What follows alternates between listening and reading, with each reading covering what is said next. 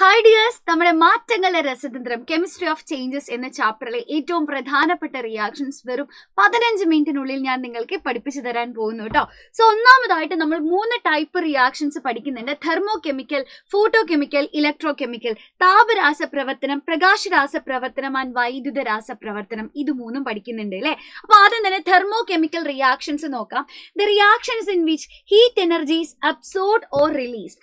താപോർജ്ജത്തെ ആഗിരണം ചെയ്യുന്നതോ പുറത്തുവിടുന്നതുമായിട്ടുള്ള പ്രവർത്തനങ്ങളാണ് താപരാസ പ്രവർത്തനങ്ങൾ അല്ലെങ്കിൽ തെർമോ കെമിക്കൽ റിയാക്ഷൻസ് എന്ന് പറയുന്നത്. ഇതിനെ നമുക്ക് രണ്ടായിട്ട് തരംതിരിക്കാൻ പറ്റും, എക്സോതെർമിക്കും എൻഡോതെർമിക്കും.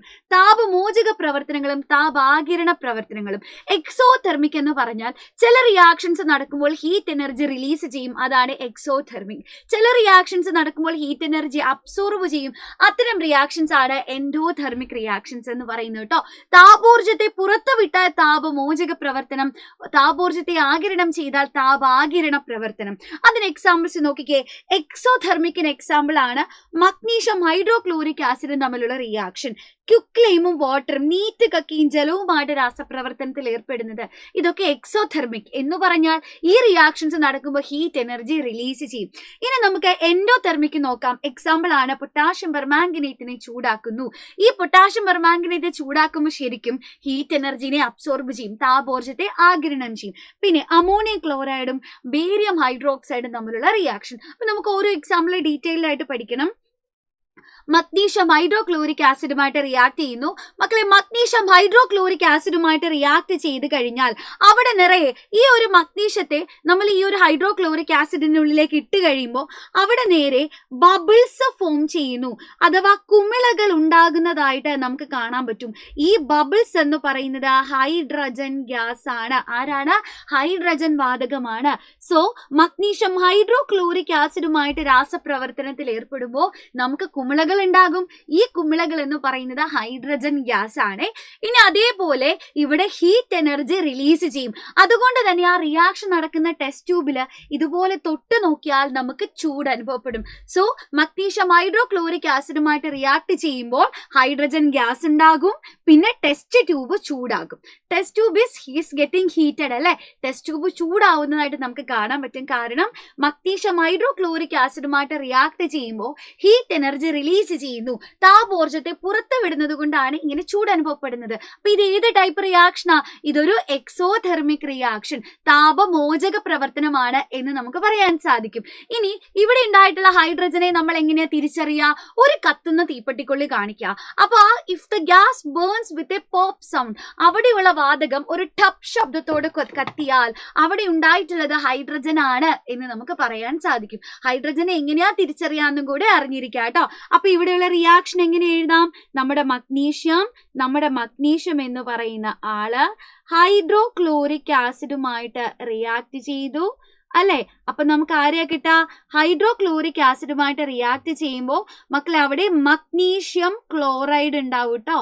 മഗ്നീഷ്യം ക്ലോറൈഡ് ഉണ്ടാകും, പ്ലസ് ഹൈഡ്രജൻ ഗ്യാസ് ഉണ്ടാകും. ഈ ഹൈഡ്രജൻ ഗ്യാസ് ആണ് ടപ്പ് ശബ്ദത്തോട് കൂടിയിട്ട് കത്തുന്നത്. അപ്പൊ മലയാളം മീഡിയത്തിലെ കുട്ടികൾ ഇവിടെ ഇത് ഇക്വേഷൻ എഴുതണം. ഓക്കെ. ഇനി അടുത്തതായിട്ട് പൊട്ടാഷ്യം പെർമാംഗനേറ്റിനെ ചൂടാക്കാം. ഈ പൊട്ടാഷ്യം പെർമാംഗനേറ്റിനെ ചൂടാക്കുന്ന സമയത്ത് പൊട്ടാഷ്യം പെർമാംഗനേറ്റിന് എന്താ സംഭവിക്കുന്നറിയോ? ഈ potassium permanganate absorbs heat energy and decomposes to produce oxygen gas. Potassium permanganate താപോർജ്ജത്തെ ആഗിരണം ചെയ്ത് വിഘടിച്ച് ഓക്സിജൻ വാതകത്തെ പുറത്തേക്ക് വിടും. അപ്പോ നമ്മൾ ഇവിടെ ഓക്സിജൻ ഉണ്ടോ എന്ന് തിരിച്ചറിയാൻ എന്താ ചെയ്യേണ്ടത്? നമ്മൾ ഒരു മാസ്റ്റിക് കാണിച്ചാൽ ആ മാസ്റ്റിക് വിൽ ഫ്ലെയർ അപ്പ്. ഒരു തീപ്പെട്ടിക്കൊള്ളി കാണിച്ചാൽ അത് ആളി കത്തുന്നു, കാരണം ഓക്സിജൻ കത്താൻ സഹായിക്കുന്ന വാതകമാണ്. സോ ആദ്യം കണ്ട ഹൈഡ്രജൻ മഗ്നീഷ്യം ഹൈഡ്രോക്ലോറിക് ആസിഡുമായിട്ട് റിയാക്ഷൻ എന്ന് പറയുന്നത് എക്സോതെർമിക് ആണ്. എന്തുകൊണ്ടാ? ഹീറ്റ് എനർജി റിലീസ് ചെയ്തു. പൊട്ടാഷ്യം പെർമാംഗനേറ്റിനെ ചൂടാക്കുമ്പോൾ അത് ഹീറ്റ് എനർജിനെ അബ്സോർബ് ചെയ്യുന്നത് കൊണ്ട് അതൊരു എൻഡോതെർമിക് റിയാക്ഷൻ അല്ലെങ്കിൽ താപാകിരണ പ്രവർത്തനം. മഗ്നീഷ്യം ഹൈഡ്രോക്ലോറിക് ആസിഡും തമ്മിൽ റിയാക്ട് ചെയ്താൽ ഹൈഡ്രജൻ ഗ്യാസ് പുറത്തേക്ക് വരും, അത് കത്തുന്ന വാതകമാണ്. ഇനി പൊട്ടാഷ്യം പെർമാംഗനേറ്റിനെ ചൂടാക്കുമ്പോൾ ഓക്സിജൻ ഗ്യാസ് പുറത്തു വരും, അത് കത്താൻ സഹായിക്കുന്ന വാതകം, gas that helps in burning ആയിരിക്കും. ഇത് ക്ലിയർ ആയില്ലേ? യെസ്. അങ്ങനെയാണെങ്കിൽ എൻ്റെ കുട്ടികളൊന്ന് പറഞ്ഞേ, നമ്മൾ കുറച്ച് ക്യുക്ക് ലൈമിനെ ക്യുക്ലൈമിനെ വാട്ടറിലേക്ക് ആഡ് ചെയ്ത് കഴിഞ്ഞാൽ ഇവര് തമ്മിൽ റിയാക്ട് ചെയ്തിട്ട് സ്ലേക്കഡ് ലൈം ഉണ്ടാകും, ഒപ്പം കുറച്ച് ഹീറ്റ് എനർജി കൂടെ റിലീസ് ചെയ്യും. ഓക്കെ ആണോ? അപ്പോ നീറ്റ് കക്ക എന്ന് പറയുന്ന ആളെ ജലത്തിൽ ഇട്ട് കഴിഞ്ഞാൽ ഇത് രാസപ്രവർത്തനത്തിൽ ഏർപ്പെട്ട് നമുക്ക് ചുണ്ണാമ്പ് വെള്ളവും താപവും തരും. ഇത് ഏത് ടൈപ്പ് റിയാക്ഷൻ ആണ്? എൻഡോതെർമിക് ആണോ എക്സോതെർമിക് ആണോ? നോക്കിക്കേ, ഇവിടെ ഹീറ്റ് എനർജി റിലീസ് ചെയ്തു അല്ലെ. ഈ ക്യുക്ലൈം വാട്ടറുമായിട്ട് റിയാക്ട് ചെയ്തപ്പോൾ ഹീറ്റ് ഉണ്ടായി, ഹീറ്റ് റിലീസ് ചെയ്തു അല്ലെ. നീറ്റൊക്കെ ജലവുമായി രാസപ്രവർത്തനത്തിൽ ഏർപ്പെട്ടപ്പോൾ അവിടെ താപോർജത്തെ പുറത്തുവിട്ടു. അതുകൊണ്ട് ഇതൊരു താപമോചക പ്രവർത്തനം, എക്സോതെർമിക് റിയാക്ഷൻ ആണ്. ഇനി അടുത്തതായിട്ട് നമ്മൾ നോക്കാൻ പോകുന്നത് ഫോട്ടോ കെമിക്കൽ റിയാക്ഷൻ. മക്കളെ, പ്രകാശോർജത്തെ ആഗിരണം ചെയ്യുന്നതോ പുറത്തുവിടുന്നതോ ആയിട്ടുള്ള രാസപ്രവർത്തനമാണ് ഫോട്ടോ കെമിക്കൽ റിയാക്ഷൻ അല്ലെങ്കിൽ പ്രകാശ രാസപ്രവർത്തനം. A reaction in which light energy is absorbed or released. അതിനൊരു എക്സാമ്പിൾ ആണ് നമ്മുടെ ഫോട്ടോസിന്തസിസ്, അതേപോലെ ബയോലൂമിനസൻസ്, ജൈവദീപ്തി, പിന്നെ നമുക്ക് നമ്മുടെ സിൽവർ നൈട്രേറ്റിന്റെ റിയാക്ഷൻ. നമ്മൾ കുറച്ച് സിൽവർ നൈട്രേറ്റും സോഡിയം ക്ലോറൈഡും കൂടെ മിക്സ് ചെയ്തിട്ട് ആ ഒരു മിക്സ്ചറിൽ ഒരു പഞ്ഞി മുക്കി വെയിലത്ത് കൊണ്ട് വെച്ചാൽ പഞ്ഞി കറുത്തു പോകുന്നതായിട്ട് നമുക്ക് കാണാൻ സാധിക്കും. എന്താണ് അതിന്റെ റീസൺ? ഇവിടെ മക്കളെ നമുക്കിക്കെ സിൽവർ നൈട്രേറ്റും സോഡിയം ക്ലോറൈഡും കൂടെ രാസപ്രവർത്തനത്തിൽ ഏർപ്പെട്ട് നമുക്ക് സിൽവർ ക്ലോറൈഡ് കിട്ടും. ഓക്കെ ആണോ? എന്താ സംഭവിക്കുന്നത്? സിൽവർ നൈട്രേറ്റും സോഡിയം ക്ലോറൈഡും പ്രവർത്തിച്ച് സിൽവർ ക്ലോറൈഡ് ഉണ്ടാകും. ഈ സിൽവർ ക്ലോറൈഡിനെ വെയിലത്ത് കൊണ്ട് വെക്കുമ്പോൾ അത് ലൈറ്റ് എനർജിയെ അബ്സോർബ് ചെയ്യും, പ്രകാശോർജത്തെ ആഗിരണം ചെയ്ത് വിഘടിക്കും, സിൽവറും ക്ലോറിനുമായിട്ട് മാറും. സിൽവർ ക്ലോറൈഡ് എന്ന് പറഞ്ഞാൽ നിങ്ങൾക്ക് കാണാം വൈറ്റ് കളറാണ്, എന്നാൽ സിൽവർ എന്ന് പറഞ്ഞാൽ ബ്ലാക്ക് കളറാണ്. അപ്പൊ സിൽവർ ക്ലോറൈഡ് ലൈറ്റ് എനർജിയെ അബ്സോർബ് ചെയ്ത് സിൽവറും ക്ലോറിനുമായി ഡീകമ്പോസ് ചെയ്യുന്നത് കൊണ്ടാണ് അത് കറുത്ത കളർ, ബ്ലാക്ക് കളറായിട്ട് മാറുന്നത് കേട്ടോ. സിൽവർ ക്ലോറൈഡ് പ്രകാശോർജത്തെ ആഗിരണം ചെയ്ത് വിഘടിക്കുന്നത് സിൽവറും ക്ലോറിനുമായിട്ട് മാറുന്നത് കൊണ്ടാണ് ആ ഒരു പഞ്ഞി കറുത്ത നിറമായിട്ട് മാറുന്നത്. അപ്പൊ silver chloride, silver bromide, silver nitrate ഇവരൊക്കെ നമ്മൾ വെയിലത്ത് കൊണ്ടുവച്ചാല് ഇവര് ഡീകമ്പോസ് ചെയ്ത് സിൽവർ ആകും. അപ്പൊ ഇവരുടെ ഒക്കെ കളർ മാറി കറുത്ത നിറമായിട്ട് മാറും. അപ്പൊ ഇതൊരു ഫോട്ടോ കെമിക്കൽ റിയാക്ഷൻ. എന്തുകൊണ്ടാ? Because light energy is absorbed അല്ലെ, പ്രകാശോർജത്തെ ആഗിരണം ചെയ്തത് കൊണ്ട് ഇതൊരു പ്രകാശരാസ പ്രവർത്തനമാണ്. ഇനി മറ്റൊരു എക്സാമ്പിൾ ആണ് പ്രകാശ സംശ്ലേഷണം അല്ലെങ്കിൽ ഫോട്ടോസിന്തസിസ്. നമുക്കറിയാലോ, നമ്മുടെ ഗ്രീൻ പ്ലാന്റ്സ് ലൈറ്റ് എനർജിനെ അബ്സോർബ് ചെയ്തിട്ടാണ് ഫോട്ടോസിന്തസിസ് നടത്തുന്നത് അല്ലെ, പ്രകാശോർജത്തെ ആഗിരണം ചെയ്തിട്ടാണ് ഫോട്ടോസിന്തസിസ് നടക്കുന്നത്. അപ്പൊ ഇവിടെ ലൈറ്റ് എനർജിനെ കെമിക്കൽ എനർജി ആയിട്ടാണ് കൺവേർട്ട് ചെയ്യുന്നത് കേട്ടോ. പ്രകാശോർജത്തെ ഇവിടെ രാസോർജമാക്കി മാറ്റുന്നു. കാരണം ലൈറ്റ് എനർജിനെ അബ്സോർബ് ചെയ്തിട്ടാണ് കെമിക്കൽ റിയാക്ഷൻ നടക്കുന്നത്. ആ കെമിക്കൽ റിയാക്ഷന്റെ റിസൾട്ട് ആയിട്ടാണ് നമുക്ക് ഗ്ലൂക്കോസ് കിട്ടുന്നത്. ആ ഗ്ലൂക്കോസിനെയാണ് പ്ലാന്റ് ശരീരത്തിന്റെ വിവിധ ഭാഗങ്ങളിലായിട്ട് സ്റ്റോർ ചെയ്ത് വെക്കുന്നത്. ഇനി അടുത്തതാണ് മക്കളെ ഫയർഫ്ലൈയുടെ ബയോലൂമിനസൻസ് അഥവാ ജൈവദീപ്തി. നമ്മുടെ മിന്നാമിനുങ്ങ അല്ലെങ്കിൽ ഫയർഫ്ലൈ എടുത്താൽ അതിന്റെ ശരീരത്തിൽ ലൂസിഫെറിൻ എന്ന് പറയുന്ന ഒരു കെമിക്കൽ ഉണ്ട്. ഈ ലൂസിഫറിൻ എന്താ ചെയ്യാ? UV രശ്മിയെ, അൾട്രാ വയലറ്റ് രശ്മിയെ ആഗിരണം ചെയ്യും. ഓക്കെ, ലൂസിഫറേസ് എന്ന് പറയുന്ന എൻസൈമിന്റെ സാന്നിധ്യത്തില് ഈ അൾട്രാ വയലറ്റ് രശ്മിയെ ആഗിരണം ചെയ്യും. അപ്പോ മിന്നാമിനിങ്ങിന്റെ ശരീരത്തില് ലൂസിഫറിൻ ഉണ്ട്. ഈ ലൂസിഫറേസ് എന്ന എൻസൈമിന്റെ സാന്നിധ്യത്തിൽ അൾട്രാ വയലറ്റ് റേഡിയേഷൻസ് UV റേസിനെ അബ്സോർബ് ചെയ്തു, ആഗിരണം ചെയ്തു. എന്നിട്ട് ഇറ്റ് വിൽ റിലീസ് അല്ലെങ്കിൽ എമിറ്റ് വിസിബിൾ ലൈറ്റ്, ദൃശ്യപ്രകാശത്തെ പുറത്തുവിടും. അപ്പോൾ ഒരു ജീവനുള്ള ഒരു വസ്തു ലൈറ്റ് പ്രൊഡ്യൂസ് ചെയ്താൽ അതിനെ നമ്മൾ ബയോലൂമിനസൻസ് അല്ലെങ്കിൽ ജൈവദീപ്തി എന്നാ പറയാ. അപ്പൊ ജൈവദീപ്തി എന്തുകൊണ്ടാ ഫോട്ടോ കെമിക്കൽ റിയാക്ഷൻ ആയത്? കാരണം ലൈറ്റ് എനർജിയെ റിലീസ് ചെയ്തു അല്ലെ, പ്രകാശോർജത്തെ പുറത്തുവിട്ടു. അതുകൊണ്ട് ഇതൊരു പ്രകാശരാസ പ്രവർത്തനമാണ് എന്ന് നമുക്ക് പറയാൻ പറ്റൂ കേട്ടോ. അപ്പൊ ലൂസിഫറിന്റെ പ്രസൻസിൽ UV റേസിനെ അബ്സോർബ് ചെയ്ത് ലൈറ്റ് ആക്കി മാറ്റി. സിമ്പിൾ അല്ലേ? യെസ്. ഇനി അടുത്തതായിട്ട് നമ്മൾ നോക്കാൻ പോകുന്നത് ഇലക്ട്രോ കെമിക്കൽ റിയാക്ഷൻ അഥവാ വൈദ്യുത രാസപ്രവർത്തനം. എന്റെ കുട്ടികൾ പറ, ഇവിടെ എന്തായിരിക്കും, ഇവിടെ ഏത് ഫോം ഓഫ് എനർജി ആയിരിക്കും യൂസ് ചെയ്യുക?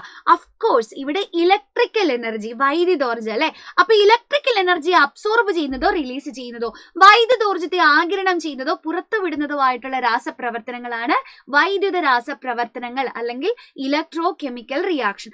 ആദ്യമായിട്ട് നമുക്ക് നോക്കാം, സെല്ലാണ്, ഡ്രൈ സെല്ലാണ്. ഡ്രൈ സെല്ലിൽ കെമിക്കൽ റിയാക്ഷൻ നടന്നിട്ടാണ് കറണ്ട് ഉണ്ടാക്കുന്നത്. അപ്പൊ കറണ്ടിനെ പുറത്തേക്ക് തരുന്ന ആളാണ് സെൽ എന്ന് പറയുന്നത് അല്ലെ. അപ്പൊ നമുക്ക് പറയാം രാസോർജം വൈദ്യുതോർജമായിട്ട് മാറുന്നു. Chemical energy is converted to electrical energy. ഒരു ഡ്രൈ സെല്ലില് കെമിക്കൽ റിയാക്ഷൻ നടന്നിട്ട് കറണ്ട് ഉണ്ടാക്കും കേട്ടോ. അപ്പൊ അതിന് എക്സാമ്പിൾ ആണ്, കറണ്ടിനെ നമുക്ക് ഇങ്ങോട്ട് തരുന്നതിന് എക്സാമ്പിൾ ആണ് സെൽ എന്ന് പറയുന്നത്. അപ്പൊ കറണ്ട് അങ്ങോട്ട് എടുക്കുന്നതിന് എക്സാമ്പിൾ ആണ് ഇലക്ട്രോലൈസിസ് അഥവാ വൈദ്യുത വിശ്ലേഷണം. നമ്മൾ കുറച്ച് സോൾട്ട് സൊല്യൂഷൻ, സോഡിയം ക്ലോറൈഡിന്റെ സൊല്യൂഷൻ എടുത്ത് അതിലേക്ക് കുറച്ച് ഫിനോൾഫ്തലീൻ ഒഴിക്കാം. എന്നിട്ട് നമ്മൾ ഇതിനെ ഒരു ബാറ്ററി ആയിട്ട് കണക്ട് ചെയ്ത് കഴിഞ്ഞാൽ നമുക്ക് കാണാൻ പറ്റും ആ സൊല്യൂഷൻ പിങ്ക് കളറായിട്ട് മാറുന്നതായിട്ട് കാണാൻ പറ്റും. ഒരു ബീക്കറിൽ നമ്മൾ എന്താ ചെയ്തത്, കുറച്ച് ഉപ്പ് ലായനി സോഡിയം ക്ലോറൈഡിന്റെ സൊല്യൂഷൻ എടുത്ത് ഇതിൽ എന്തെങ്കിലും ചേഞ്ച് ഉണ്ടോ എന്ന് അറിയാനാണ് ഫിനോൾഫ്തലീൻ ആഡ് ചെയ്യുക. ഇതിലൂടെ കറണ്ട് കടത്തി വിടുമ്പോൾ കളർ പിങ്ക് കളറായിട്ട് മാറുന്നതായിട്ട് കാണാൻ സാധിക്കും. എന്തുകൊണ്ടാണ് അവിടെ പിങ്ക് കളർ വന്നതെന്നറിയോ?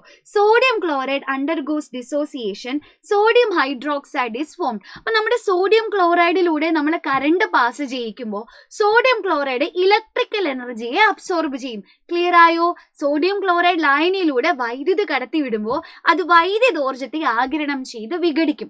എന്നിട്ട് അവിടെ സോഡിയം ഹൈഡ്രോക്സൈഡ് ഉണ്ടാകും. ഈ സോഡിയം ഹൈഡ്രോക്സൈഡ് ഒരു ആൽക്കലി ആണ്. അതുകൊണ്ടാണ് ഫിനോൾഫ്തലീൻ പിങ്ക് കളറായിട്ട് മാറിയിട്ടുള്ളത് കേട്ടോ. അപ്പൊ കളർ എന്താ, കോമ്പൗണ്ട് എന്താ, ഇതൊക്കെ വളരെ ഇമ്പോർട്ടന്റ് ആണ്.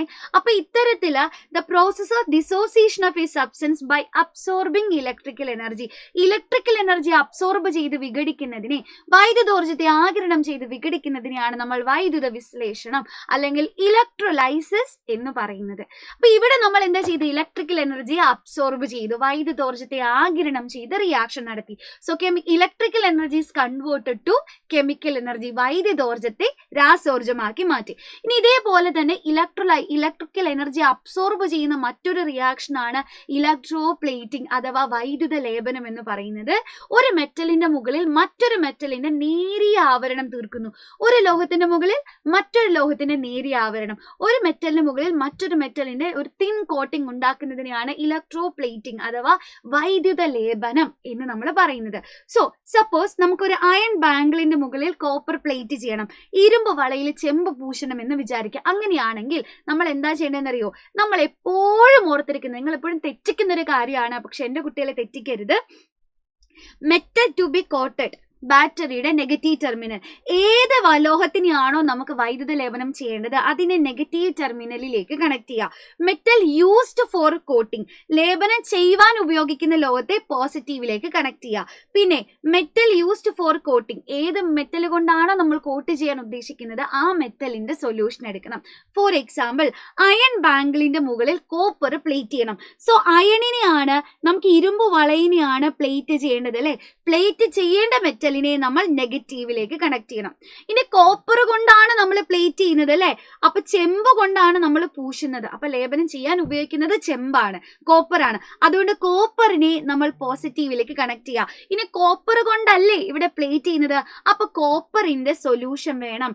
കോപ്പറിന്റെ സൊല്യൂഷൻ എന്ന് പറഞ്ഞാൽ കോപ്പർ സൾഫേറ്റ് സൊല്യൂഷൻ, കോപ്പറിന്റെ സൊല്യൂഷൻ അതായത് കോപ്പർ സൾഫേറ്റ് എന്ന് പറയുന്ന സൊല്യൂഷൻ ആയിരിക്കും ഇവിടെ നമ്മൾ എടുക്കേണ്ടത്. അപ്പോൾ ലേപനം ചെയ്യേണ്ട ലോഹത്തെ നെഗറ്റീവ്, ആരെ കൊണ്ടാണോ ലേപനം ചെയ്യുന്നത് അയാളെ പോസിറ്റീവ്.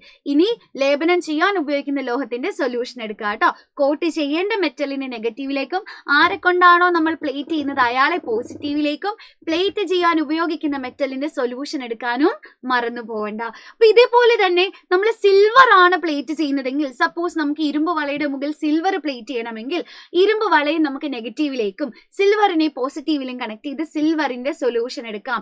സിൽവർ നൈട്രേറ്റോ അല്ലെങ്കിൽ സോഡിയം സയനൈഡിന്റെ സിൽവർ നൈട്രേറ്റിന്റെ സിൽവർ സയനൈഡിന്റെയും മിക്സ്ചർ എടുക്കാം. ഇനി ഗോൾഡ് ആണ് പ്ലേറ്റ് ചെയ്യേണ്ടതെങ്കിൽ അയൺ ബാംഗിളിനെ നെഗറ്റീവിലേക്കും ഗോൾഡിനെ പോസിറ്റീവിലും കണക്ട് ചെയ്ത് ഗോൾഡ് സയനൈഡിന്റെയും സോഡിയം സയനൈഡിന്റെയും മിക്സ്ചർ അവിടെ സൊല്യൂഷൻ ആയിട്ട് യൂസ് ചെയ്യാം.